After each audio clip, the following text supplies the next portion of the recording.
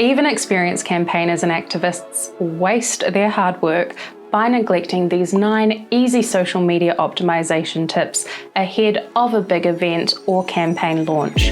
Tick them off in an hour and you will be well on your way to increased reach, increased engagement, and you'll be in the prime position to scoop up any media opportunities and interest the second that your campaign launches.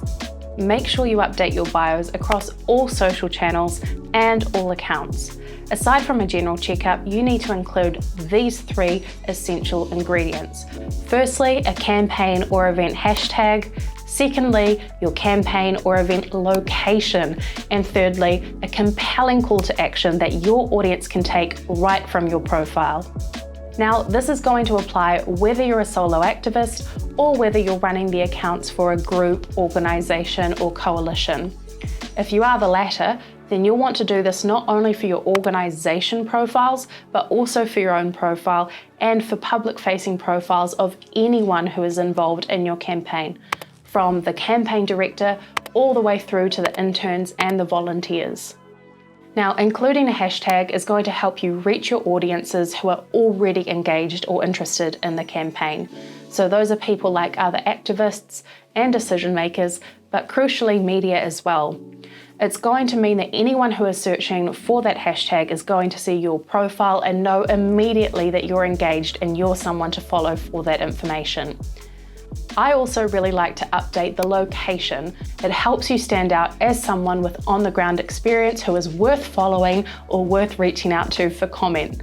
Now that's especially important if you are going to be at a big day of action, a big campaign, or a major protest where everyone is going to be competing to offer their perspective. Now, a compelling call to action is also really important.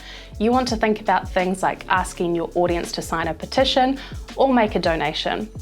It gives them a really clear next step, and it also helps to deepen the relationship with you and with your content. So if there is one change that you are going to make, let it be updating your bios. But before we get to the other 8, I'm Keta Sherwood-O'Regan. I'm the Impact Director and Social Strategist at Activate Agency. We're an Indigenous and disabled-led social impact creative agency based in Aotearoa, New Zealand. Now, the tips that I'm sharing with you today come from 15 years experience as a social justice and environmental activist, and they're also tips that we use as an agency when we're supporting our clients, like organisations who are attending major global events like the UN climate negotiations. Visuals matter, so refresh your profile and your cover photos. You want to choose photos that align with your role in the campaign or in the event, and also that align with the cause itself. So really what you're going for here is ensuring that people know at a glance who you are and what you stand for. If you're an activist, make sure that you're choosing photos where you look the part. You might think about photos where you're in your community, or maybe you are at a rally or a protest holding a sign or making a fist or speaking into a megaphone. On the other hand, you might have a more professional role in the campaign.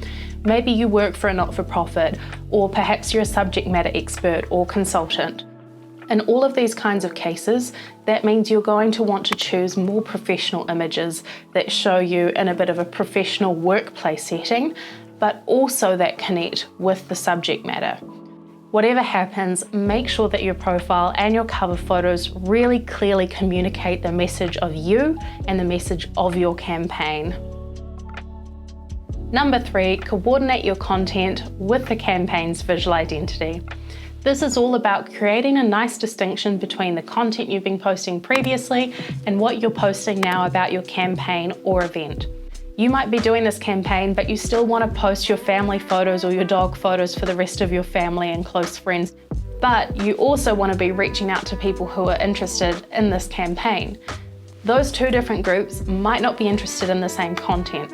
It's going to be much easier for someone to land on your page and go, oh yeah, I'm going to look at the yellow photos that look like they're about this yellow campaign, rather than go scrolling through and finding lots of content that's maybe not as relevant. And that's where people tend to unfollow or get a little bit frustrated. So if you're thinking about something like an Instagram story, then maybe you just want to use a green sort of background to the text that you're writing on your story updates. On the other hand, if you're a little bit more savvy and you have the ability to play with photo editors, maybe Canva, or you are someone who uses Photoshop, then you could look at, say, maybe putting like green, overlays on some of your pictures. Number 4, your press kit lives in your bio.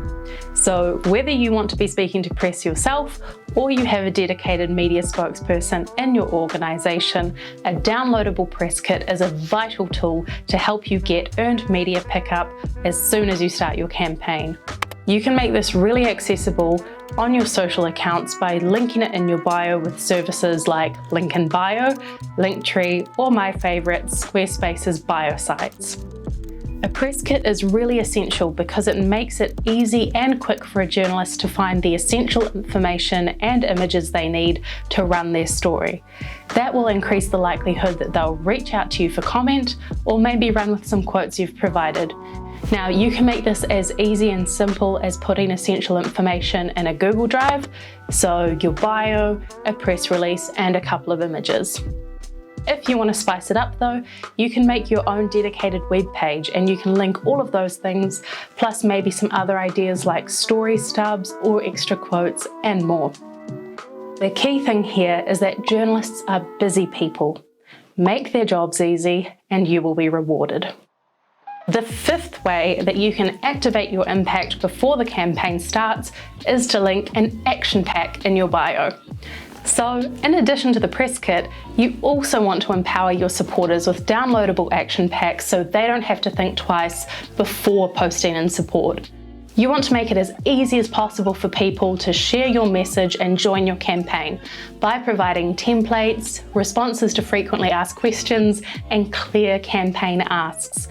Again, this can be as simple as a one-page Google Doc, or it can be as complex as a folder or dedicated web page, including social media templates, suggested text for social media posts, maybe a list of calls to action so people can pick one that appeals to them, and lists of accounts and hashtags to follow as well.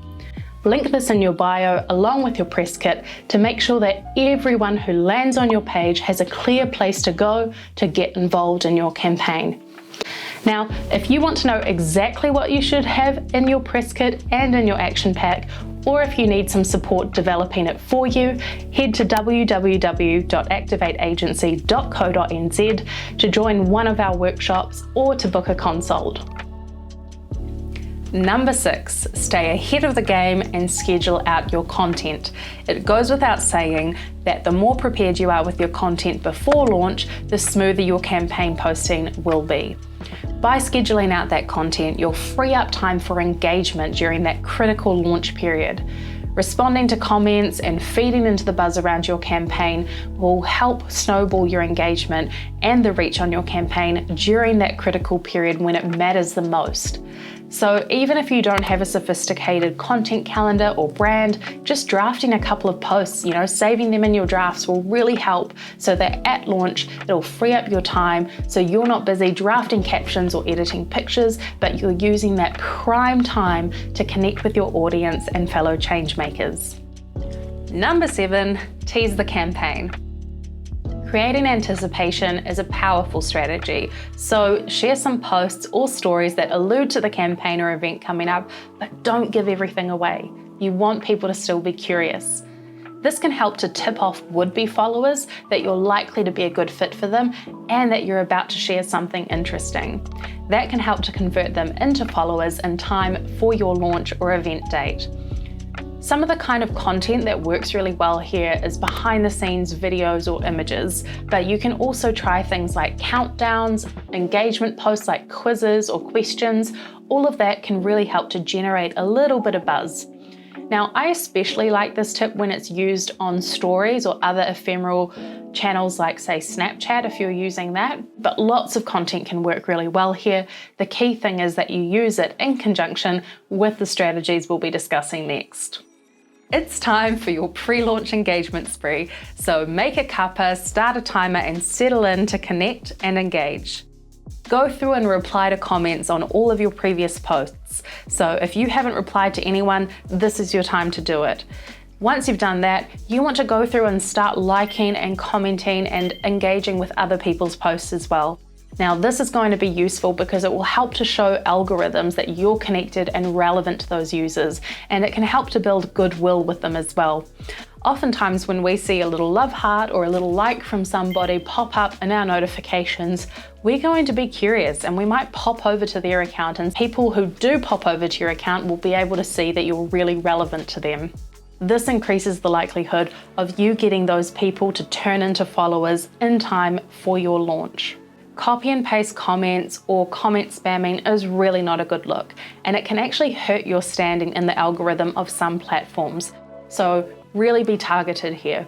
You can do this a couple of ways. You can do one big session before launch, maybe get your friends or other activists together as well.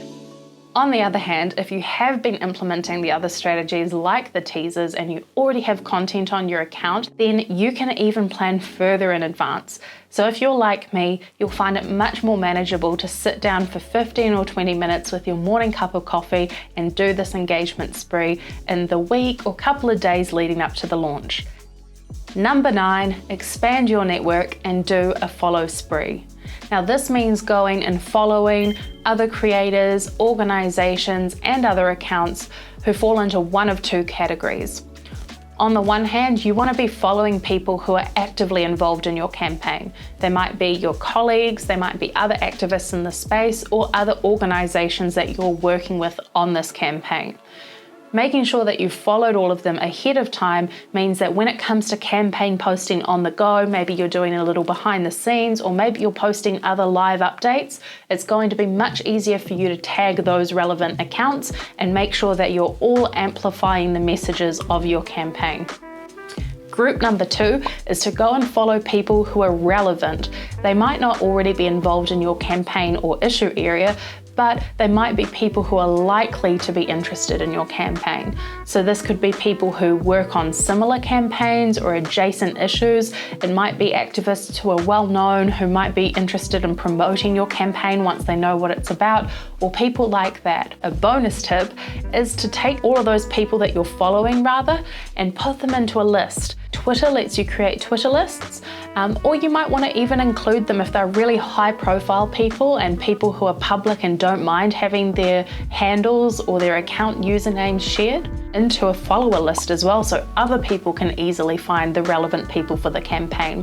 One thing that I always do every year when I go to the UN climate negotiations is I make a Twitter list of all of the people who I think are relevant, that are at the COPs, and who I can follow. I will go onto their profiles and I will follow people who are using the hashtag.